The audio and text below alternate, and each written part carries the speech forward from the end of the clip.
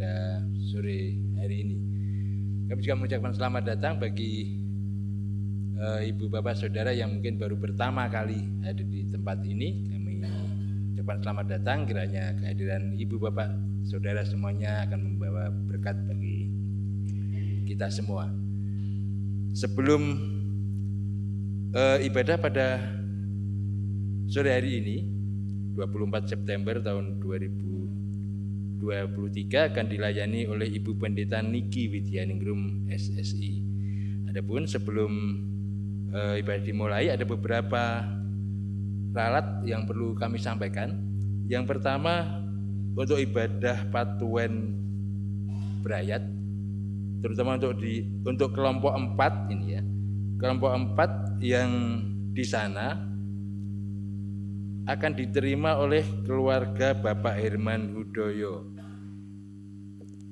Jalan Simpang, Raya Candi, 5D atau CC.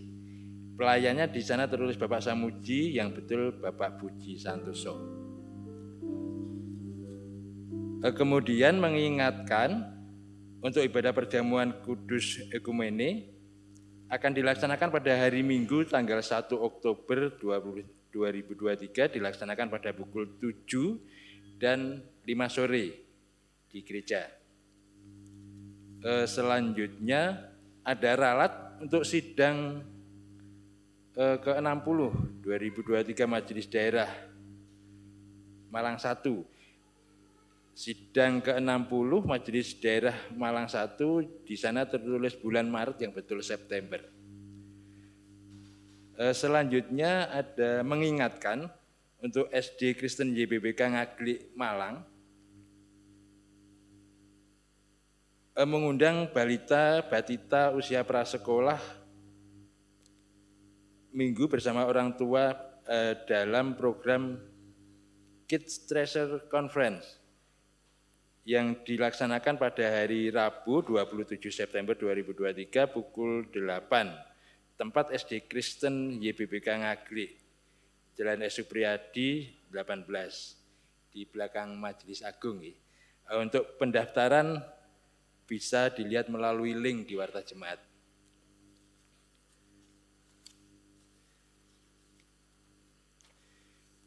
Selanjutnya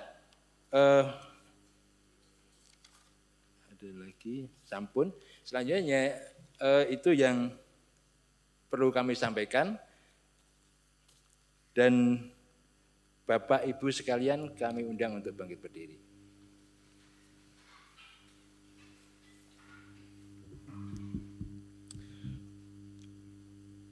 Umat yang dikasihi Tuhan, ibadah kita pada saat ini merupakan ibadah penutupan bulan Kitab Suci yang kita lakukan dengan menggunakan tata ibadah minggu kontekstual. Umat yang dikasihi Tuhan, selama bulan September ini kita telah melaksanakan bulan Kitab Suci. Melalui bulan Kitab Suci ini, kita diajak untuk selalu bertekun, membaca firman Tuhan, merenungkan dan melakukan kebenaran firman-Nya dalam laku hidup kita sehari-hari. Sungguh firman Tuhan di dalam Kitab Suci adalah pedoman hidup kita dan pelita bagi perjalanan hidup kita. Mari kita nyanyikan api kemuliaannya.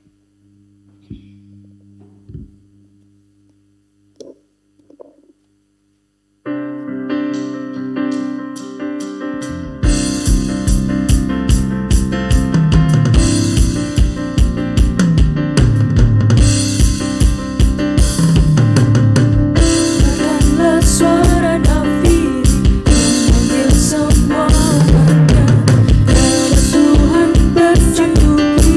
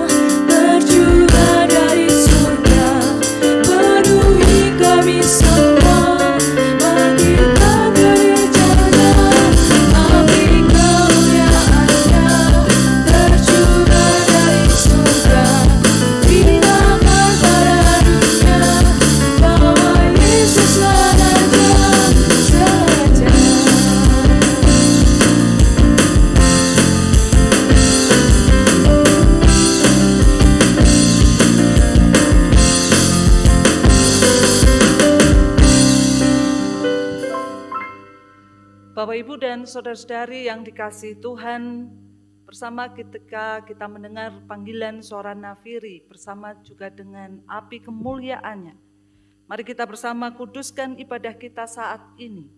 Kita datang kepada Tuhan dalam pengakuan sebagaimana yang diungkapkan sang pemazmur yang juga akan kita naikkan secara bersaut-sautan. Betapa ku cinta Taurat-Mu, aku merenungkannya sepanjang hari.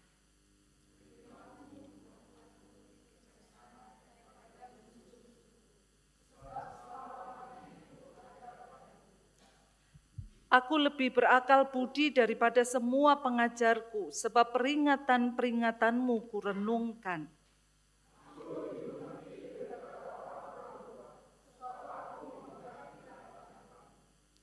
Terhadap segala jalan kejahatan aku menahan kakiku, supaya aku berpegang pada firman-Mu.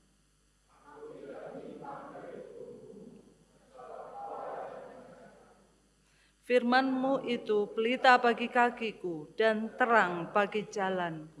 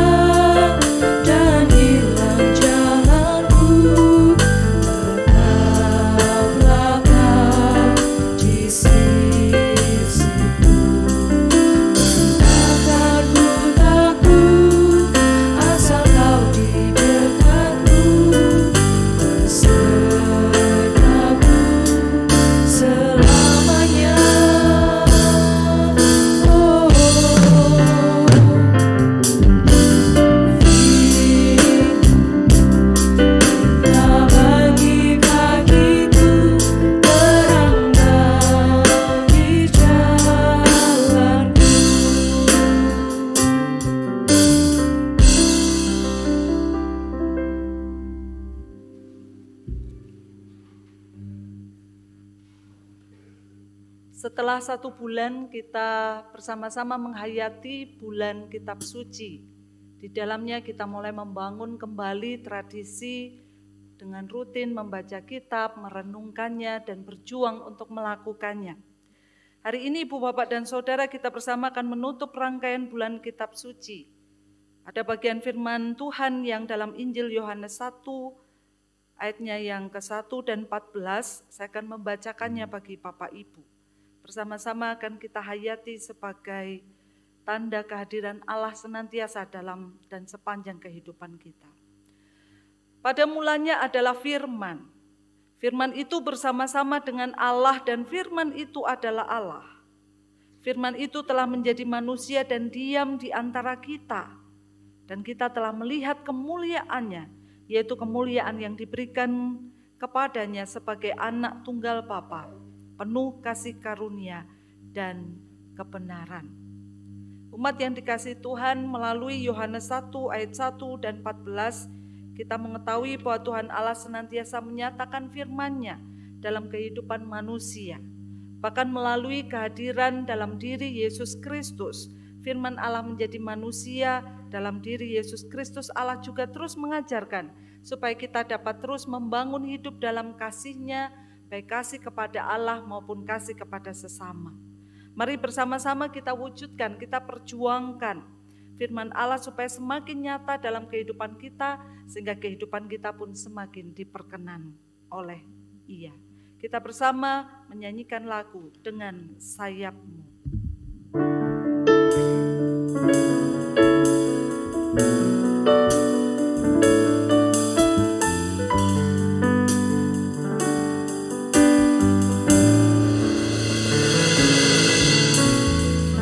Firman-Mu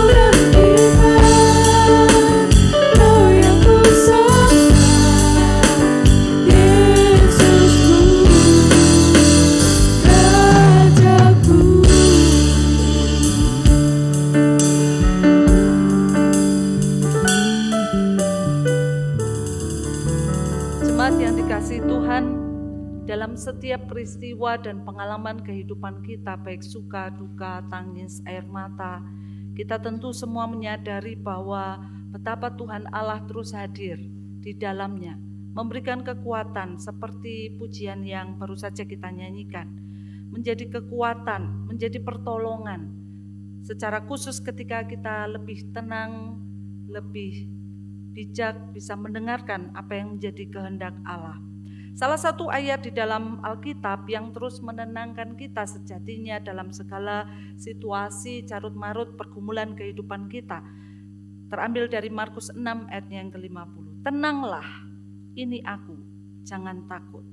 Ayat ini mengingatkan kita semua bahwa Tuhan Allah hadir dalam segala perkara kehidupan kita.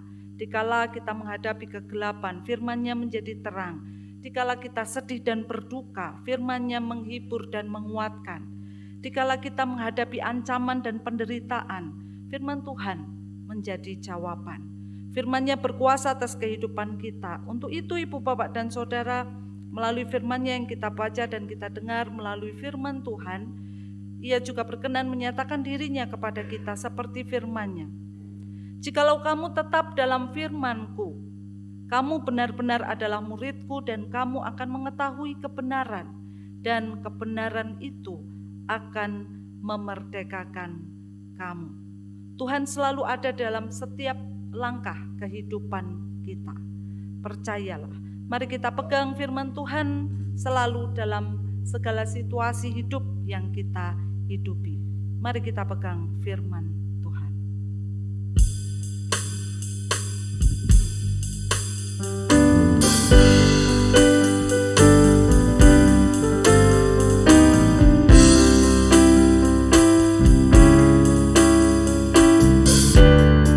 Bapak Ibu, saya undang untuk berdiri.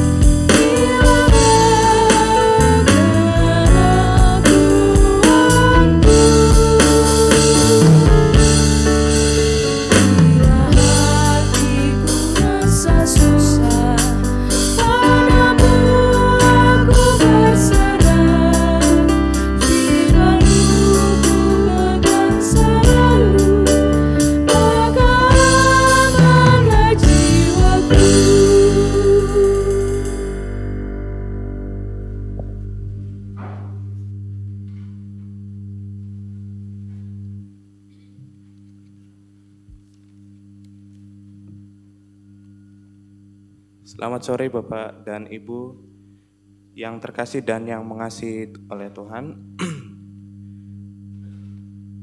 Tiba saatnya kita akan masuk dalam pembacaan dan juga perenungan firman Tuhan. Maka sebelum itu mari kita bersatu dalam doa. Kita berdoa. Ya Tuhan Yesus yang Maha Baik, terima kasih ya Tuhan atas kasih dan cinta kasih-Mu sehingga pada saat sore hari ini kami telah berkumpul dan bisa menyelenggarakan ibadah ini dan penuh rasa tenang dan damai. Bapak, pada kesempatan kali ini giliran kami akan mendengarkan beberapa firman-Mu. Kami mohon supaya Tuhan dapat menjadi kami mohon supaya Ibu Pendeta yang akan menyampaikan firman Tuhan yang akan disampaikan, Tuhan berkati supaya firman yang akan diucapkan oleh hamba-Mu ini dapat kami pahami dan dapat kami jadikan petunjuk dan pedoman dalam hidup dan kehidupan kami.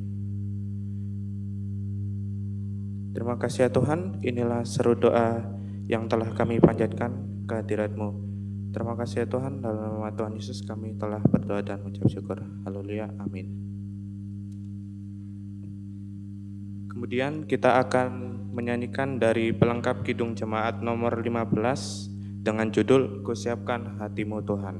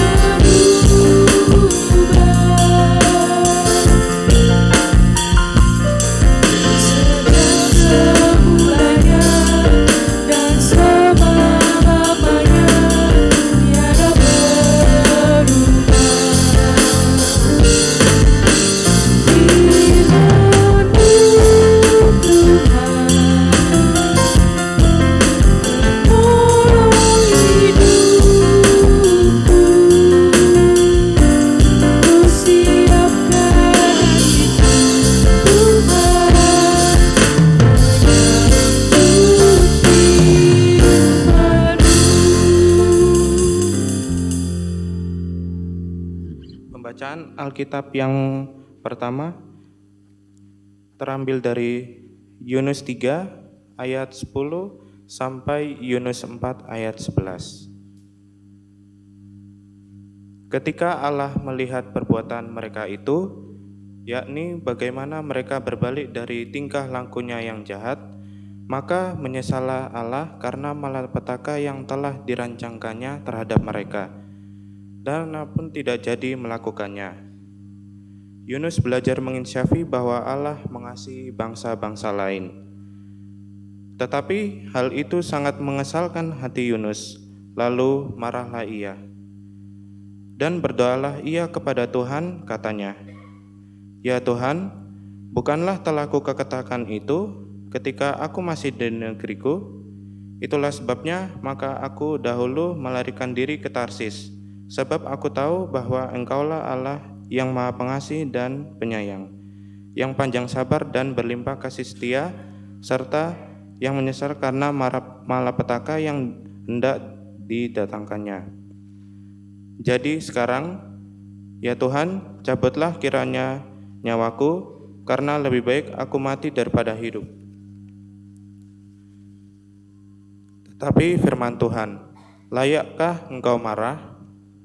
Yunus telah keluar meninggalkan kota itu dan tinggal di sebelah timurnya.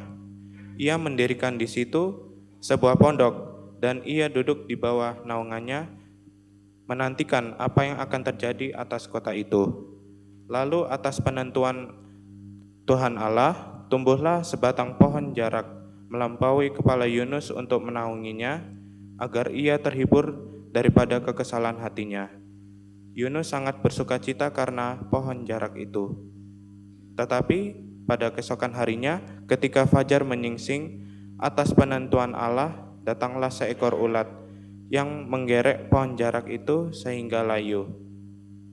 Segera sesudah matahari terbit, maka atas penentuan Allah bertiuplah angin timur yang panas terik sehingga sinar matahari menyakiti kepala Yunus. Lalu rebahlah ia lesu dan berharap supaya mati. Katanya, lebih baiklah aku mati daripada hidup. Tetapi berfirmanlah Allah kepada Yunus, layakkah engkau marah karena pohon jarak itu? Jawabnya, selayaknya lah aku marah sampai mati. Lalu Allah berfirman, engkau sayang kepada pohon jarak itu, yang untuknya sedikit pun engkau tidak berjerih payah, dan yang tidak engkau tumbuhkan, yang tumbuh dalam satu malam dan binasa dalam satu malam pula. Bagaimanakah tidak aku akan sayang kepada Niniwe, kota yang besar itu, yang berpenduduk lebih dari 120.000 orang, yang semuanya tak tahu membedakan tangan kanan dari tangan kiri dengan ternaknya yang banyak.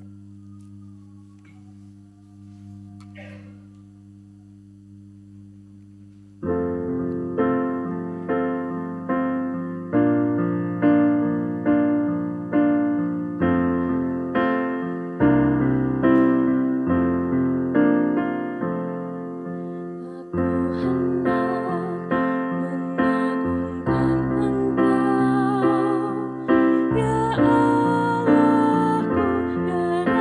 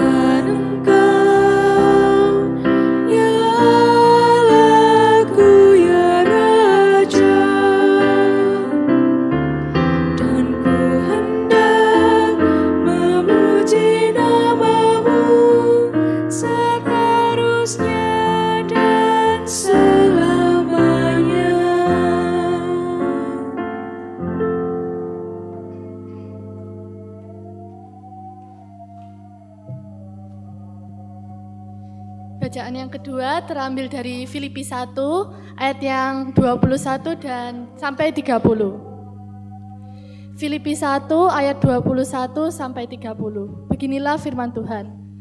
Karena bagiku hidup adalah Kristus dan mati adalah keuntungan.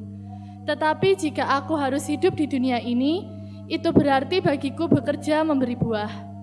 Jadi, mana yang harus kupilih, aku tidak tahu. Aku didesak dari dua pihak. Aku ingin pergi dan diam bersama-sama dengan Kristus, itu memang jauh lebih baik. Tetapi lebih perlu untuk tinggal di dunia ini karena kamu. Dan dalam keyakinan ini, taulah aku akan tinggal dan akan bersama-sama lagi dengan kamu, sekalian supaya kamu makin maju dan bersukacita dalam iman. Sehingga kemegahanmu dalam Kristus Yesus makin bertambah karena aku, apabila aku kembali kepada kamu. Nasihat supaya tetap berjuang. Hanya hendaklah hidupmu berpadanan dengan Injil Kristus, supaya apabila aku datang, aku melihat, dan apabila aku tidak datang, aku mendengar, bahwa kamu teguh berdiri dalam satu roh dan sehati sejiwa berjuang untuk iman yang timbul dari berita Injil. Dengan tiada digentarkan sedikit pun oleh lawanmu, bagi mereka semuanya itu adalah tanda kebinasaan. Tetapi bagi kamu tanda keselamatan, dan itu datangnya dari Allah. Sebab kepada kamu dikaruniakan bukan saja untuk percaya kepada Kristus, melainkan juga untuk menderita untuk Dia. Dalam pergumulan yang sama seperti yang dahulu kamu lihat padaku, dan yang sekarang kamu dengar tentang aku.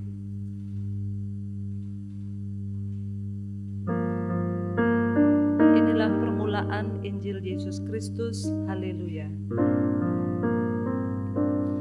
Haleluya.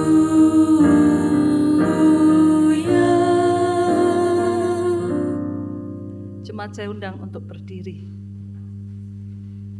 Injil Yesus Kristus menurut kesaksian Matius 20 ayat 1 sampai dengan ayatnya yang ke-16. Adapun hal kerajaan sorga sama seperti seorang tuan rumah yang pagi-pagi benar keluar mencari pekerja-pekerja untuk kebun anggurnya. Setelah ia sepakat dengan pekerja-pekerja itu mengenai upah sedinar sehari, ia menyuruh mereka ke kebun anggurnya. Kira-kira pukul 9 pagi, ia keluar pula dan dilihatnya ada lagi orang-orang lain menganggur di pasar.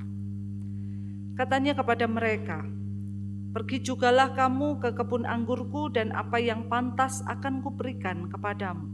Dan mereka pun pergi. Kira-kira pukul 12 dan pukul 3 petang, ia keluar pula dan melakukan sama seperti tadi. Kira-kira pukul 5 petang, ia keluar lagi dan mendapati orang-orang lain pula, lalu katanya kepada mereka, "Mengapa kamu menganggur saja di sini sepanjang hari?" Kata mereka kepadanya, "Karena tidak ada orang mengupah kami." Katanya kepada mereka, "Pergi jugalah kamu ke kebun anggurku." Ketika hari malam, tuan itu berkata kepada mandornya, "Panggillah pekerja-pekerja itu dan bayarkan upah mereka, mulai dengan mereka yang masuk terakhir hingga mereka yang masuk terdahulu." Maka datanglah mereka yang mulai bekerja kira-kira pukul 5 dan mereka yang menerima masing-masing 1 dinar. Kemudian datanglah mereka yang masuk terdahulu, sangkanya akan mendapat lebih banyak. Tetapi mereka pun menerima masing-masing 1 dinar juga.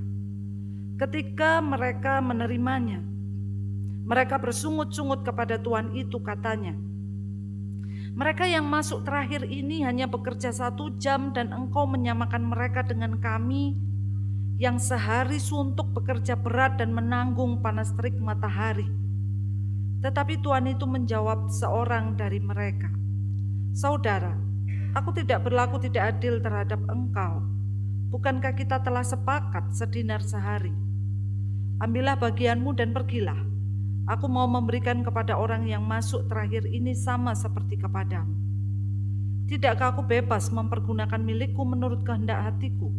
Atau iri hatikah engkau karena aku murah hati? Demikianlah orang yang terakhir akan menjadi yang terdahulu, dan yang terdahulu akan menjadi yang terakhir. Yang berbahagia adalah kita yang memelihara dalam hati setiap firman Tuhan dan juga berjuang untuk melakukannya dalam kehidupan kita sehari-hari.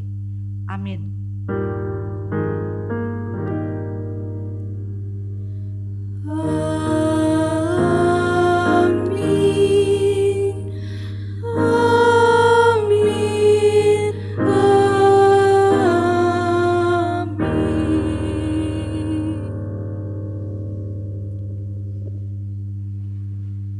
Selamat sore Ibu Bapak.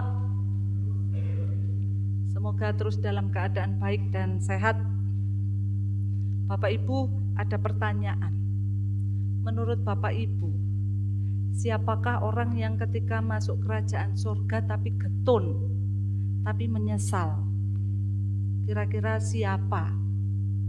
Menurut Bapak Ibu, apakah atau siapakah orang yang masuk kerajaan surga tetapi kemudian menyesal? Kalau masuk kerajaan surga kan semua harapan kita nih. Tapi kira-kira ada enggak orang yang menyesal ketika masuk kerajaan surga?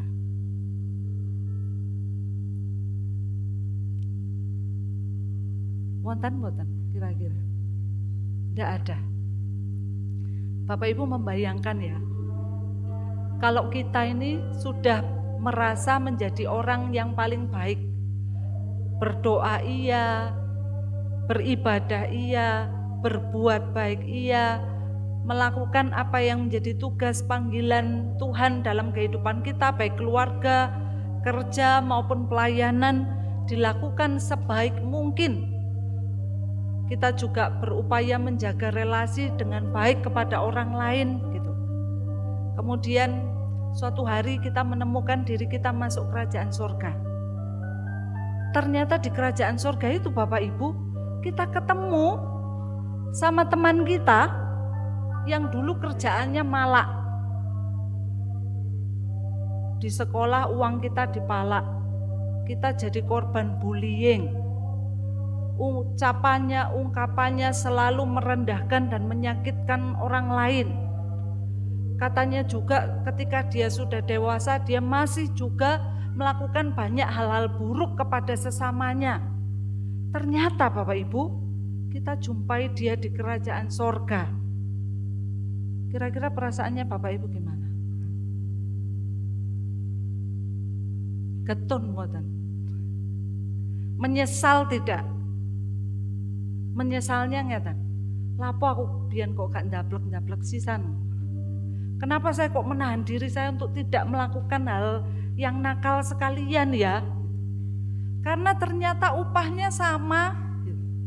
Yang berusaha bersikap baik dengan orang yang hidupnya sesuka hatinya, melukai sesamanya, malak kancane, bully temannya. Kemudian dalam hidupnya dia tidak merasa bertanggung jawab, dia juga tidak mau terlibat dalam pelayanan, jangankan mengikuti kegiatan-kegiatan dalam gereja. Loh, ternyata tempatnya sama di kerajaan surga yang sama. Walah, ngerti ngono ora usah apik-apik nemen-nemen begitu. Bapak Ibu dan Saudara yang dikasihi Tuhan, seringkali mungkin kita merasa hal yang seperti saya sampaikan tadi. Mungkin ngatakan Bapak Ibu, mungkin tidak semua, tapi mungkin. Seringkali kalau kita melihat nasibnya seseorang itu baik gitu, karena memang kehidupannya memang diupayakan, dijalankan, diatur, ditata, dijaga sedemikian rupa. Oke lah, kita mengatakan pantas, harusnya begitu. Kalau dia hidupnya sudah teratur sejak awal, dia hidupnya berjuang untuk berlaku baik, dia setia menjadi pendoa, pelayan ibadah yang luar biasa, kemudian hidupnya mengalami kemudahan, segala sesuatunya cukup dan dia hidup bahagia, rasanya pantas. Demikian sebaliknya, kalau misalnya kita melihat ada seorang yang kemudian dalam hidupnya bolehlah disebut sengsara, tapi memang dalam hidupnya, di seumur hidupnya dia berlaku hidup yang kurang waspada, hidupnya merdeka, bebas, dia melakukan banyak hal yang tidak diperkenan oleh Tuhan, hidupnya banyak melukai, membawa luka dan trauma bagi orang di sekitarnya, kemudian hidupnya sengsara, pantes kita bilang, yo kuwi upahe, ya seharusnya ya begitu. Tetapi kalau misalnya ada seorang yang sikapnya baik, hidupnya memberi diri bagi pekerjaan Tuhan, pelayanan, kemudian hidupnya delala berhadapan dengan tantangan, ujian, cobaan yang bertubi-tubi datang, kita akan bertanya, kok gak adil ya Tuhan ya? Di mana keadilan Tuhan? Bukankah panggilan untuk kita bersama bahwa hidup taat, hidup takut, hidup diatur pada firman, kemudian kehidupan kita akan mendapatkan kemudahan, dan begitu sebaliknya. Dan mungkin demikian sebaliknya. Ketika orang hidupnya sembrono, tapi kemudian hidupnya kok rasa-rasanya sejahtera ya, keluarganya baik-baik saja, kehidupan anak-anak cucunya ya berhasil, ya sukses, secara materi berkelimpahan, padahal hidupnya boleh dikatakan tidak baik atau tidak benar. Mana keadilan Tuhan? Apa yang saya perjuangkan kalau ternyata pada hasilnya ternyata tidak menentukan dengan apa yang sedang saya tanam. Apa yang saya tuai tidak sesuai dengan apa yang saya tanam. Bapak, Ibu, dan Saudara yang dikasihi Tuhan, demikian juga pergumulan Yunus, Bapak Ibu, dalam bagian kitab yang kita baca tadi. Ketika Yunus dipanggil Tuhan untuk mewartakan pertobatan kepada bangsa Niniwe. Ini adalah bangsa yang bukan bangsa Yahudi, bukan bangsa yang takut akan Tuhan dan mengenal Tuhan. Dan kepada mereka lah yang hidupnya tidak diperkenan oleh Tuhan. Kemudian Yunus diminta untuk mewartakan penghukuman yang akan dinyatakan oleh Allah. Dikatakan dalam bagian ayat 4 tadi, dikatakan 40 hari lagi Niniwe akan ditunggang balikkan. Dan Yunus diminta untuk memberitakan ini. Yunus pergilah ke Niniwe untuk menyatakan itu. Dalam perjalanannya Bapak Ibu, dalam perkembangannya, Niniwe yang mendengar kabar itu kemudian merasa perlu untuk kemudian mengubah bangsanya ini, kemudian menjadi bangsa yang kemudian bertobat dan memperbarui kehidupan mereka semakin seturut dengan kehendak Tuhan karena penghukuman yang sedang diwartakan oleh Yunus. Dan untuk itulah kemudian ketika Allah melihat perbuatan mereka, yakni bagaimana mereka berbalik dari tingkah lakunya yang jahat, kemudian Allah menyesal, Bapak Ibu.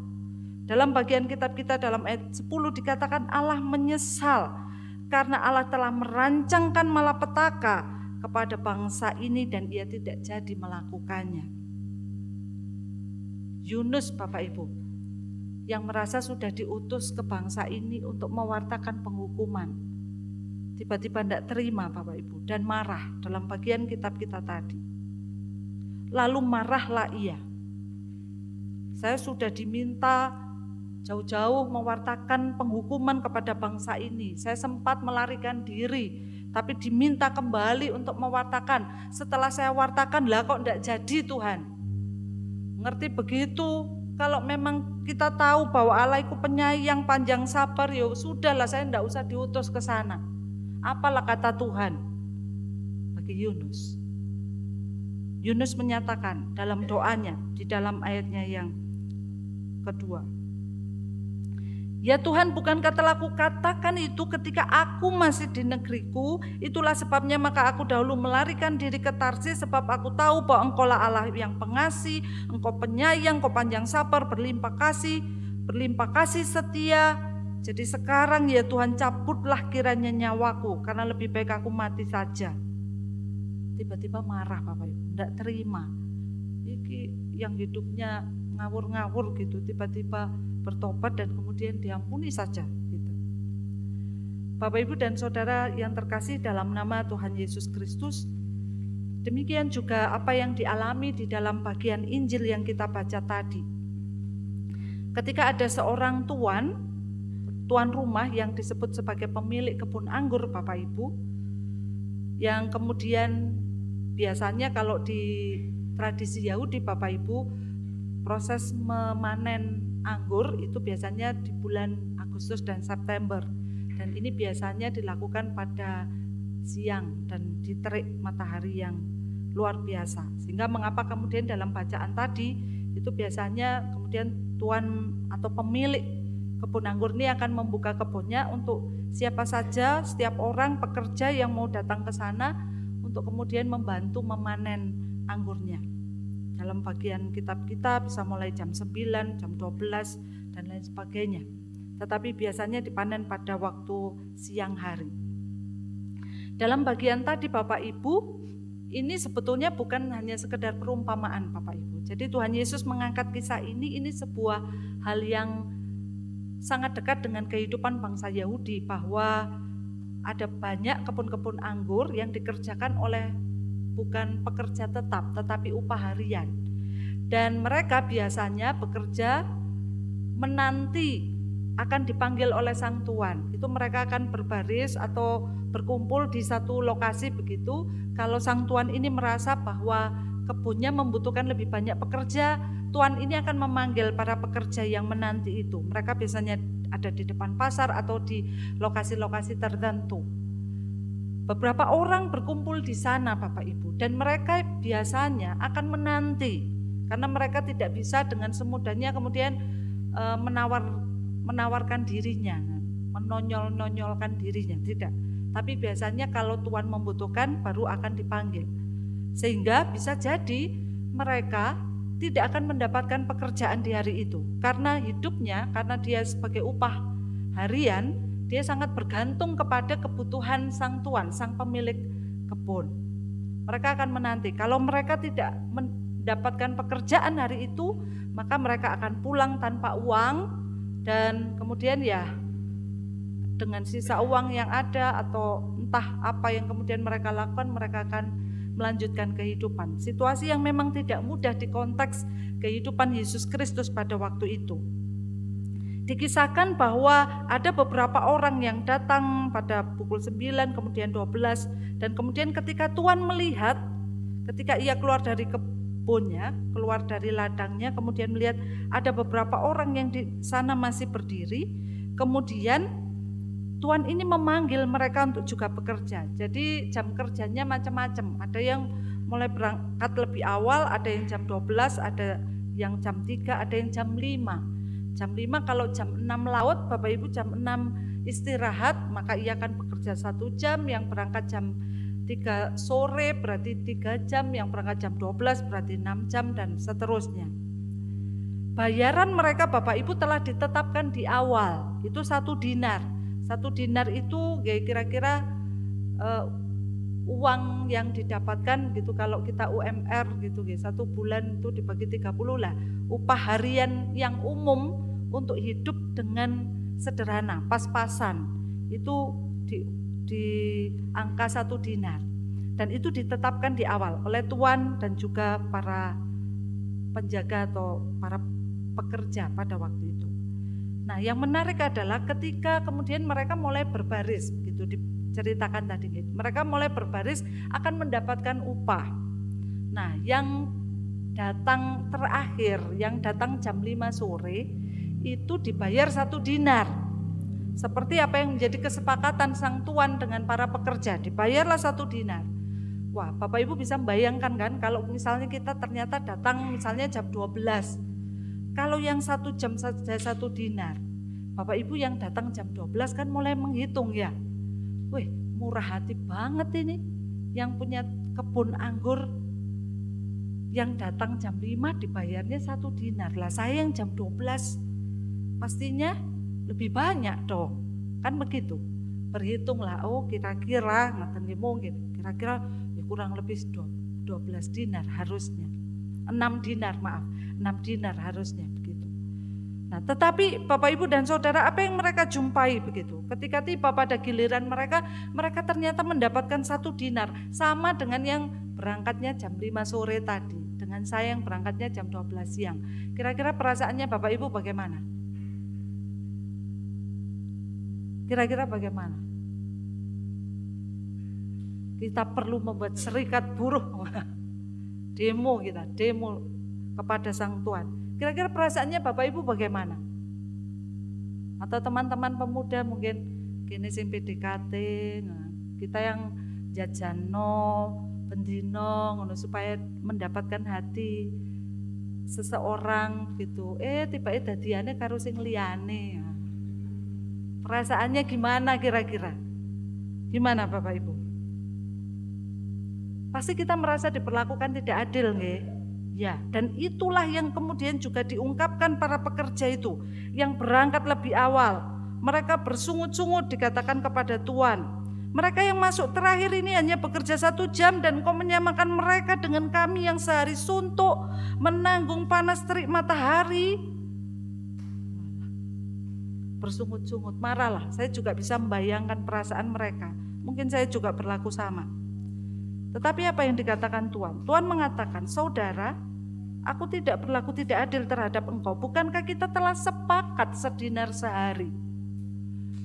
Oke, ya Bapak Ibu, ya sepakat tadi sebetulnya. Benar, sehari akan diberikan 1 dinar. Ya sudah, sebetulnya tuannya salah atau enggak Bapak Ibu?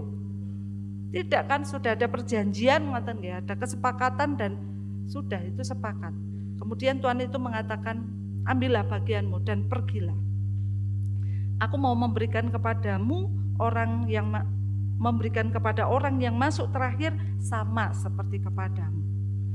Bapak Ibu dan Saudara yang terkasih dalam nama Tuhan, di dalam bagian kitab ini kita bisa melihat bahwa Sang Tuhan sejatinya bukan hanya melihat berapa lama mereka bekerja, sebab Sang Tuhan tahu betul bahwa para pekerja yang menanti seharian pun itu bukanlah orang-orang pemalas sebetulnya. Bukan orang-orang yang tidak mau bekerja, tetapi mereka yang memang sudah menyediakan diri untuk bekerja hari itu, tetapi tidak ada yang memanggil. Tidak ada yang atau belum ada yang membutuhkan mereka. Sedangkan kebutuhan orang yang bekerja mulai siang atau pagi dengan orang yang bekerja mulai sore itu sama. Bahwa mereka harus hidup dan memenuhi kebutuhan mereka. Sang Tuhan melihat bahwa ini bukan persoalan malas atau tidak atau berapa lamanya, tetapi bagaimana harapan yang mereka miliki adalah harapan yang sama untuk bisa mendapatkan kesukacitaan, mendapatkan upah yang mereka dapatkan dari apa yang mereka kerjakan. Karena sekali lagi Bapak Ibu, itu bukan persoalan mereka malas, karena dalam bagian kitab kita dikatakan mereka juga sudah menanti dipanggil. Mereka menanti untuk dibutuhkan untuk bisa bekerja dan membawa pulang 1 dinar dan kepada keluarganya mereka bisa menghidupi kebutuhan untuk hari itu dan esok. Hal yang kedua Bapak Ibu dan Saudara, kemudian yang dikatakan oleh Sang Tuhan adalah, tidakkah aku bebas mempergunakan milikku menurut kehendak hatiku, atau iri hati ke engkau karena aku murah hati? Bapak Ibu dan Saudara yang dikasihi Tuhan, itu dalam bagian perikop kita itu hak Tuhan. Kadang kita aja yang tidak terima, wong itu hak Tuhan. Kira-kira orang yang kerja mulai jam 12 tadi haknya dikurangi enggak Bapak Ibu? Dengan 1 dinar tadi, dikurangi enggak? Dikurangin mboten Bapak Ibu? Dikurangin mboten Bapak Ibu? Mboten kan? Haknya orang yang bekerja dari jam 12 atau 3 kan dia tidak dikurangi haknya. Dan ini persoalan ketika kemudian Sang Tuhan ini hanya melihat bahwa mereka yang hadir itu adalah orang yang memiliki kebutuhan yang sama dan kemudian diberikan hak yang sama. Maka hak ini adalah hak Tuhan. Nah Bapak Ibu dan Saudara yang dikasihi Tuhan, demikian juga di dalam kehidupan kita. Kalau kita mau melihat bahwa kita sama-sama dipanggil Tuhan mungkin dalam usia-usia yang berbeda. Ada yang mulai remaja sudah aktif melayani gitu, sehari-hari di gereja enggak mau pulang gitu, kadang dimarahi bapak ibunya, pokoknya aku kepingin pelayanan di gereja. Ada yang juga dipanggil di usia lansia mungkin, di usia lanjut untuk kemudian mulai aktif bergereja, aktif melayani Tuhan dan kemudian menikmati kegiatan-kegiatan perpelayanan. Bapak Ibu dan Saudara yang dikasihi Tuhan, layak enggak kalau kita kemudian mengatakan, mosok upahku sama Tuhan, aku yang mulai remaja terus aktif melayani di jemaat Talun, di jemaat Malang, sama yang baru saja melayani begitu, mosok sama Tuhan? Kalau di kerajaan surga itu ada tingkatannya, ya harusnya saya yang tingkat yang lebih baik lah, dengan fasilitas yang lebih lengkap lah, mungkin kita berpikir begitu. Tetapi apakah itu begitu yang kemudian dinyatakan oleh Tuhan? Nyatanya Bapak Ibu dan Saudara, pelayanan selalu dibukakan bagi siapa saja. Tuhan Allah selalu memberikan kesempatan bagi siapapun di usia apapun, dalam ragam potensi, ragam kapasitas, untuk kemudian terlibat untuk melayani. Bukan semata-mata karena Tuhan butuh dilayani, tidak. Tetapi Tuhan hanya rindu supaya setiap orang, setiap potensi, setiap usia begitu bisa terlibat dan turut bekerja di dalam karyanya. Dan itulah yang kemudian memanggil kita bersama. Tuhan melakukan itu Bapak Ibu dan Saudara, sekali lagi bukan juga berupa atau upaya pilih kasih, tidak. Tetapi Tuhan menyatakan itu sebagai tanda kemurahannya, bahwa ia melihat harapan yang sama, ia melihat kebutuhan yang sama, bahwa setiap orang diminta dan membutuhkan untuk direngkuh, untuk dirangkul, untuk ikut ambil bagian dalam karya-karya Allah. Nah, pertanyaannya Bapak Ibu, kalau mungkin tadi kita seperti Yunus atau juga pekerja-pekerja yang datang lebih awal, mengapa sih sebetulnya kita kok sering kali tidak terima? Kalau Tuhan kasih berkat begitu yang mungkin menurut kita tidak adil, kita yang lebih bersusah payah kok ternyata upahnya lebih sedikit atau mungkin sama begitu. Mengapa? Satu hal Bapak Ibu, jangan-jangan kita selama ini masih berpusat pada diri kita sendiri. Doa Yunus setidaknya mengingatkan kita betapa Yunus ketika berdoa pada Tuhan menyatakan betapa dirinya itu menjadi sesuatu yang sentral, dan itu juga jangan-jangan juga terjadi pada diri kita. Dikatakan dalam doanya, Tuhan, bukankah telah kukatakan, maka aku dahulu melarikan diri ke Tarsis, sebab aku tahu bahwa Engkaulah Allah yang pengasih, dan seterusnya. Jadi sekarang Tuhan, cabutlah nyawaku. Aku, jangan-jangan selama ini kita masih berpusat pada diri kita. Kita belum memiliki motivasi yang baik tentang bagaimana melayani dan memberi diri. Jangan-jangan kita merasa lebih banyak berkorban dibandingkan orang lain, sehingga dengan cepat kita tidak terima kalau orang lain mendapatkan upah yang sama ketika pengorbanannya tidak seberapa dibandingkan apa yang kita lakukan. Jangan-jangan kita juga minim rasa syukur. Kita minim merasakan sukacita dengan melihat segala berkat yang Tuhan berikan dalam kehidupan kita. Jangan-jangan kita belum senang kalau melihat orang lain senang. Betul kan Bapak Ibu? Jadi saya bahagia ketika orang lain menderita. Saya menderita ketika orang lain bahagia. Jangan-jangan begitu. Oleh karena itu Bapak Ibu, ketika kita menghayati ini, jangan-jangan apa yang dialami oleh para pekerja dan Yunus ini juga terjadi pada kita, maka rasanya kita perlu untuk kemudian merenungi diri kita. Jangan-jangan kita sedang tidak baik-baik saja di hadapan Allah. Maka kita perlu kembali kepada diri kita, mari kita mengingat kemurahan Allah. Kalau kita mau menghitung tentang apa yang sudah Tuhan berikan pada hidup kita, bukankah hidup kita ini sepenuhnya hanya anugerah? Kehidupan kita ini sepenuhnya hanyalah kemurahan Allah. Kalau Allah masih memberlakukan gigi ganti gigi, mata ganti mata, tangan ganti tangan, maka habislah kita. Ketika Allah tidak panjang sabar, maka habislah kita. Maka sejatinya ketika kita melihat dengan jujur kehidupan kita, bukankah kemurahan Allah itu luar biasa dalam hidup? Maka kita hari ini pun belajar dari kehidupan Paulus Bapak Ibu di dalam bagian kitab kita tadi dalam Filipi, ketika Paulus menyatakan di dalam bagian kitab yang kita baca tadi, bagiku hidup adalah Kristus dan mati adalah keuntungan. Bukan tentang seberapa banyak, seberapa besar pengorbanan Paulus dalam menyatakan, mewartakan Injil. Bahkan dia mengatakan kalau mati pun itu keuntungan ketika mati di dalam Kristus. Maka Ibu, Bapak, dan Saudara, kita pun hari ini dipanggil untuk melakukan apa yang menjadi panggilan kita. Baik kita yang mulai bekerja jam 12 siang atau mungkin kita yang mulai bekerja di jam 5 petang. Atau mungkin sebetulnya kita ini jam 5 petang lah kalau dibandingkan kalau orang Yahudi memandang dirinya. Orang Yahudi memandang dirinya, nenek moyangku ini orang yang takut akan Tuhan. Bangsa lain di luar Yahudi tidak selamat. Ternyata kita mengenal keselamatan Yesus Kristus. Kita ini orang jam 5 petang sebetulnya. Maka Ibu, Bapak, dan Saudara, mari kita bekerja. Mari kita ikut ambil bagian dalam panggilan-panggilan Allah. Dalam kehidupan keseharian kita, baik dalam pekerjaan, dalam keluarga, dalam pelayanan di tengah jemaat, tetap lakukan yang terbaik, lakukan dengan sepenuh hati. Persoalan upah biarlah itu menjadi tanggung jawab Sang Tuhan. Sang Tuhan yang murah hati, Sang Tuhan yang penuh dengan keanugerahan.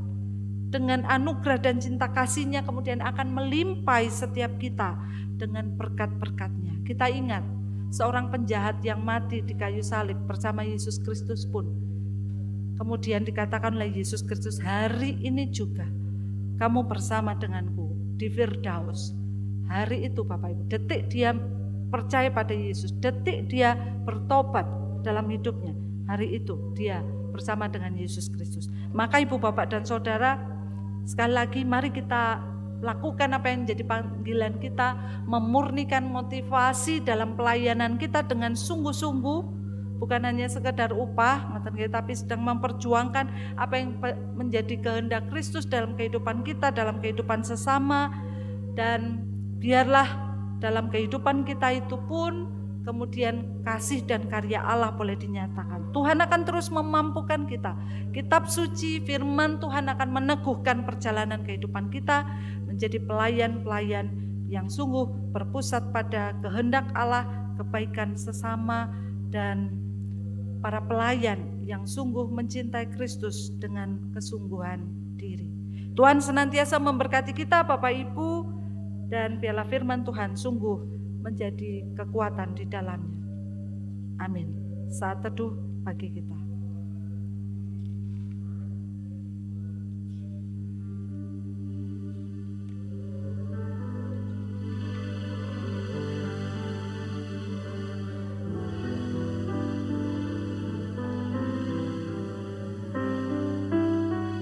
Apa yang kita terima hari ini, apa yang kita miliki hari ini, apa yang menjadi pekerjaan kita hari ini, semua adalah karena anugerah-Nya. Bukan karena kebaikan kita, bukan karena kekayaan kita, bukan karena kecakapan dan kelebihan kita. Maka mari kita bawa keseluruhan hidup kita bagi pekerjaan dan kemuliaan nama-Nya. Semua karena anugerah-Nya. Bukan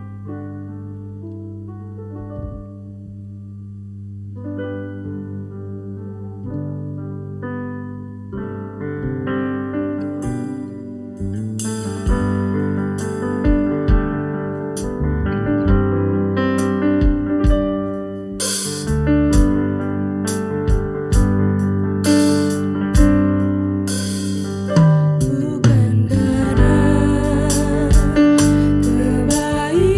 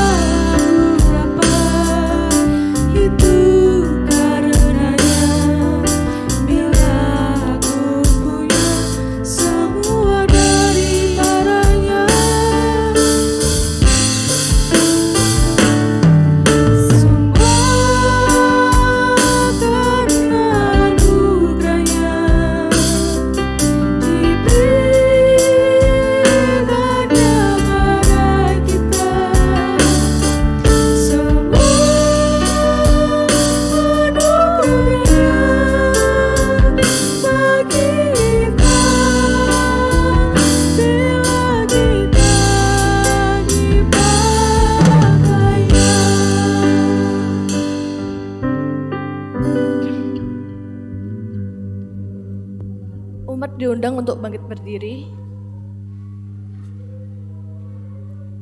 Mari kita memperbaharui iman percaya kita dengan pengakuan iman rasuli yang demikian.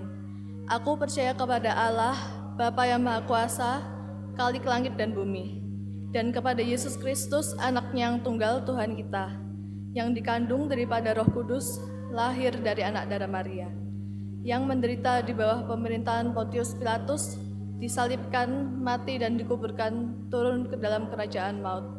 Pada hari yang ketiga, bangkit pula dari antara orang mati, naik ke surga, duduk di sebelah kanan Allah, Bapa yang Maha Kuasa, dan akan datang dari sana untuk menghakimi orang yang hidup dan yang mati. Aku percaya kepada Roh Kudus, gereja yang kudus dan am, persekutuan orang kudus, pengampunan dosa, kebangkitan daging, dan hidup yang kekal. Dipersilahkan untuk duduk kembali.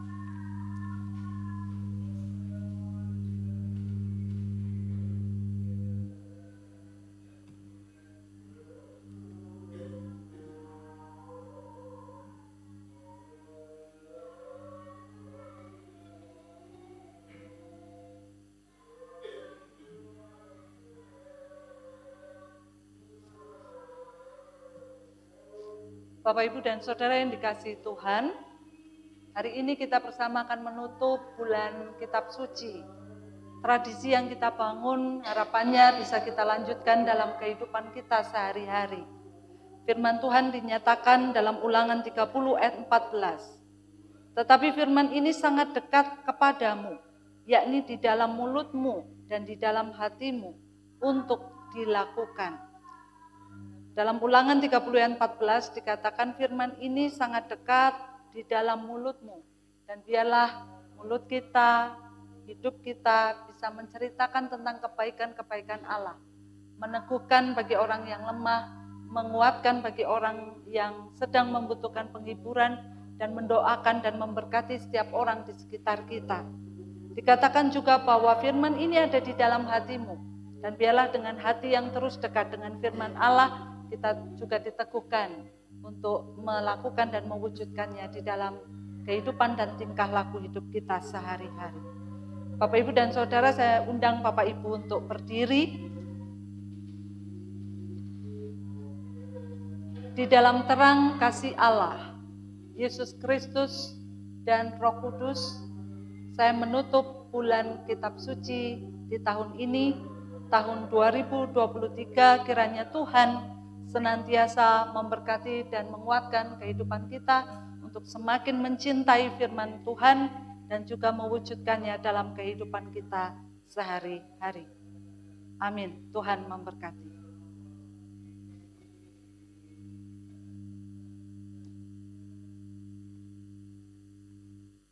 Bapak, Ibu, dipersilakan duduk.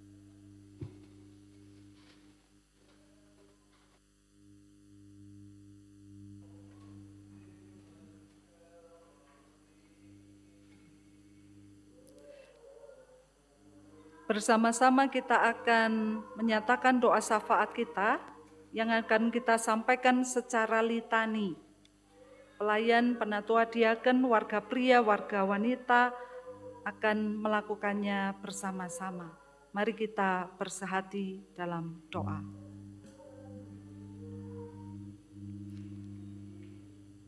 Saat ini dan juga dalam hidup kita sehari-hari, mari kita terus berdoa untuk bangsa, negara, pemerintah Indonesia, agar senantiasa dipimpin dan dituntun oleh Tuhan, serta diberikan kekuatan, hikmat, dan kebijaksanaan dalam melaksanakan tugasnya.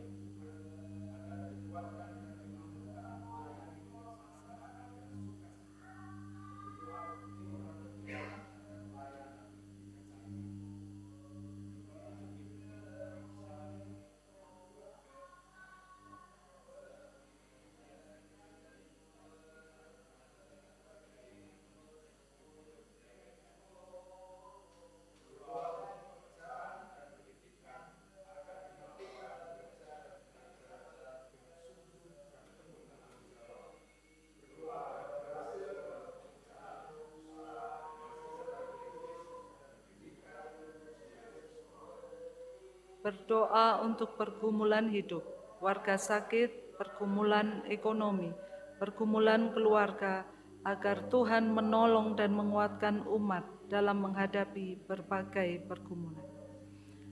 Ya Tuhan, inilah doa dan permohonan kami yang semuanya kami naikkan di dalam nama Tuhan kami Yesus Kristus yang telah mengajar kami berdoa sebagaimana yang kami lantunkan dalam pujian. Bapa kami yang di surga, dikuduskanlah namamu, datanglah kerajaanmu, jadilah kehendakmu di bumi seperti di surga. Berikanlah kami pada hari ini makanan kami yang secukupnya, dan ampunilah kami akan kesalahan kami, seperti kami juga mengampuni orang yang bersalah kepada kami, dan janganlah membawa kami ke dalam pencobaan, tetapi lepaskanlah kami daripada yang jahat, karena Kaulah yang mempunyai kerajaan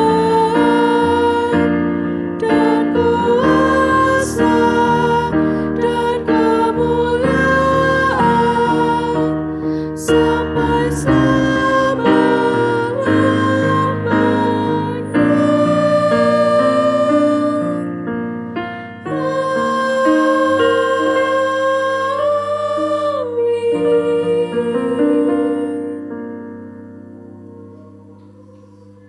Bapak, Ibu, dan Saudara yang dikasihi dan yang mengasihi Tuhan Yesus Kristus, sungguh besar kasih dan berkat Tuhan di dalam kehidupan kita umat-Nya. Begitu juga penyertaan Tuhan yang tidak pernah berhenti. Marilah kita senantiasa mengucap syukur dan kita wujudkan di dalam bentuk persembahan. Sebagai dasar di dalam kita mempersembahkan, ada tertulis firman Tuhan dari Yeremia pasalnya 33 ayatnya 11b yang demikian firman-Nya. Bersyukurlah kepada Tuhan semesta alam, sebab Tuhan itu baik, bahwasanya untuk selama-lamanya kasih setianya, sambil mempersembahkan korban syukur di rumah Tuhan. Mari Bapak, Ibu, Saudara yang terkasih, kita mempersembahkan persembahan yang sudah kita siapkan dari rumah sambil kita memuliakan nama Tuhan. God is good all the time. Madly give thanks. Give thanks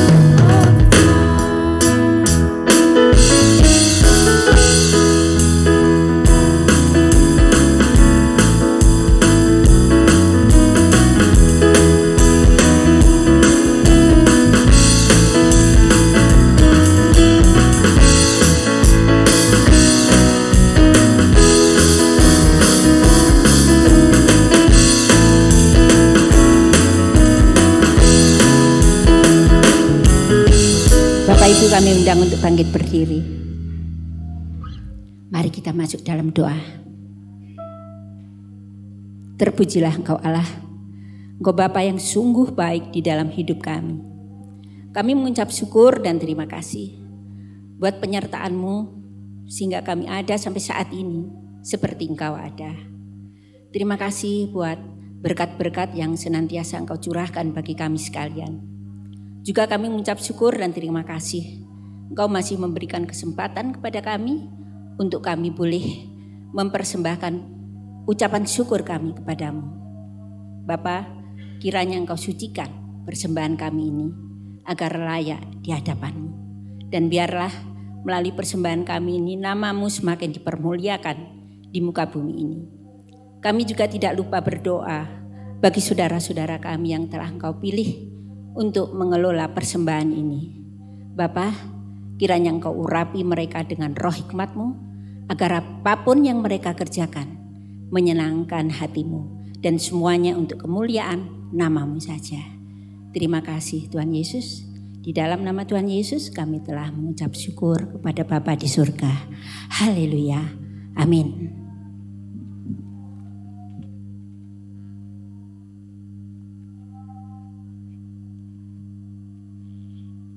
Bapak, Ibu, dan Saudara, mari kita bersama-sama akan undur dari tempat ini, tetapi sebelumnya mari kita wujudkan komitmen bersama kita untuk terus menjadi pelaku kebenaran firman Tuhan dalam hidup kita sehari-hari. Maka sebagai umat Tuhan, mari kita bersama berkomitmen untuk setia melakukan firman dan kehendak Tuhan dalam hidup kita sehari-hari.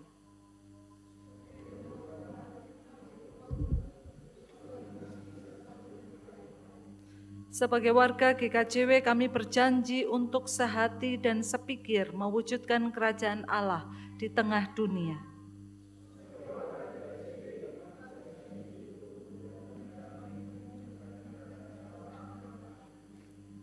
Tuhan, kuatkan dan mampukan kami mewujudkan komitmen dan janji kami dalam hidup kami sehari-hari. Kini kembalilah ke dalam kehidupan-Mu, ingatlah selalu akan firman-Nya. Hendaklah kamu menjadi pelaku firman dan bukan hanya pendengar saja, sebab jika tidak demikian, kamu menipu diri sendiri.